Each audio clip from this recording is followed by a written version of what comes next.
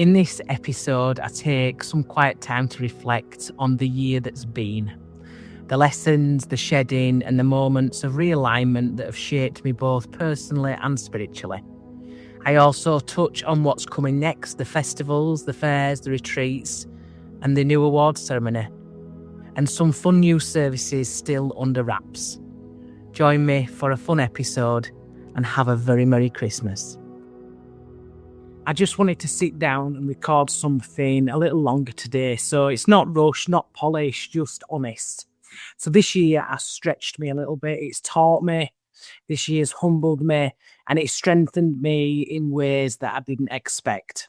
And before I go anywhere else, I just want to say thank you. Thank you to you if you have liked any of my posts, if you've shared something that I've posted, if you've just listened quietly to the podcast and enjoyed it, if you've booked a session with me, come to one of the fairs, any of my retreats, or you've just spent some of your hard-earned money supporting my work, I thoroughly appreciate it. None of that is small to me, and I see it, and I'm deeply grateful for it. So thank you very, very much. So one of the biggest lessons this year has been about my own truth. I've learned to check myself when I'm not fully in alignment, when I'm saying yes out of habit or shrinking to keep the peace or ignoring that quiet little inner nudge that says this really don't feel right. I've also realised something important about how I move through the world. I don't avoid the truth, I never have. And I don't really avoid confrontation either. But I do always come from the heart space. Something that means, sometimes that means I've said things that people weren't ready to hear. I've probably stood on a few toes along the way. I know I have. Not because I want to challenge or for the sake of it, but because being truthful matters more to me than being liked. And the truth is, not everyone stays when you speak from that place. Some people fall away with your truth. Well, when your truth doesn't match where they are at that time. And that's okay. It's painful at times, yes, but it is okay. What I've learned is this. Speaking your truth with integrity is an act of self-respect. Silence might keep things comfortable, but it never ever keeps them honest. And when I've drifted out of alignment, life has a way of nudging me back. Sometimes it's gently, sometimes it's with a real firm shove, reminding me that, I am who I am, and how I choose to walk should always be the forefront of my life. Now, I truly couldn't be doing any of the work I'm doing without the community that surrounds me. We are a community of fantastic souls. There's not one of you that I haven't shared time with or shared a moment with or thought, do you know what? That person has shown up for me a little bit. So whether you're someone who quietly listens, someone who comments on every post, or someone who shows up in person, you really matter to me. So support doesn't always look loud. It's not about who's saying, yes, I'll do this and yes, I'll do that. Sometimes it's just presence. And thank you for trusting me, for growing alongside me. I feel like I've massively grown this year and I've grown with you. And for allowing me to work and this work to keep on evolving, I'm very, very grateful. Now, spiritually, we've been moving through some very powerful cycles this year. We're closing out a number 9 year, which is actually the year, my life path year. It's a year of completion, of endings, of shedding skins and letting go of what no longer fits. If things have fallen apart, dissolved, or asked you to release old versions of yourself, that's not failure at all. That is completion. You have completed your cycle. We're also closing the year of the snake, and the snake energy is slow, it's deep, and it's often very uncomfortable.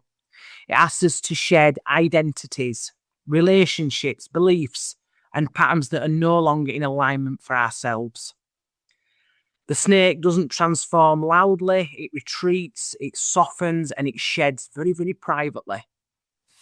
So, if this year has felt introspective, emotionally demanding, or like you've been quietly outgrowing things that you used to once think that you might carry forever, that there is snake medicine. As we move into 2026, the year of the horse, the energy shifts dramatically, massively shifting.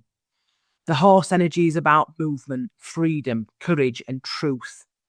Where the snake asks us to shed, the horse asks us to move. It takes up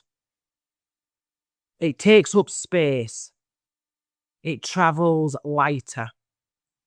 It's about living more honestly. 2026 isn't about pushing harder. It's about aligned forward movement. It's about choosing momentum that feels true rather than movement driven by fear or expectation. This is the year that rewards authenticity, integrity, and a brave heart. Now, as I move into 2026, I have a full year ahead. There's so much to look forward to. I'm ready for this year with open arms. I'm ready to see what it wants to show me. I'm ready to learn, and I'm thoroughly ready to expand. So we've got the festivals. The first Spirit Fest is coming. We have the fairs. We've got 2 retreats next year. There could be a cheeky third if we just see how it all goes. We've got an awards ceremony. That's the first one of next year. Well, the first one that I'm going to be doing next year. We've got spaces to gather. We've got learning. We've got laughter, and we've got connection to be had next year. There's also some new services that I am bringing. They are on their way. Not quite ready to be revealed yet, but I can promise the fun, expansive, and deeply aligned with where this work is heading. So everything that's coming is rooted in community, accessibility, and truth. Not ego, not hearsay, and not fear. I refuse fear in spiritual work. So just before I finish, I want to invite you to reflect. Not just on what you didn't do, because we're very good at doing that. But I want you to reflect on what you survived, what you learned, and how you kept going. Reflection doesn't come easily to me either. I struggle to see my own achievements sometimes, but I'm making a conscious decision to reflect more intentionally as we move through 26, to honour growth as it happens, not just once it's finished. So as I'm growing, I have set my stall that actually I'm going to reflect as I'm going through things. So wherever you are right now, you might be tired, hopeful, uncertain, excited. You're doing better than what you think. So thank you for walking this year with me. Thank you for trusting the process, and thank you for being here. I hope you have the best Christmas, an amazing new year, and I will see you in the next chapter. Thank you so much for listening to me, Stacey Bauer, on Guide to Spirituality podcast. If you enjoyed this chat, feel free to follow, share, or leave a review. It really helps. Take what resonates, leave what doesn't, and keep showing up for you. See you next time.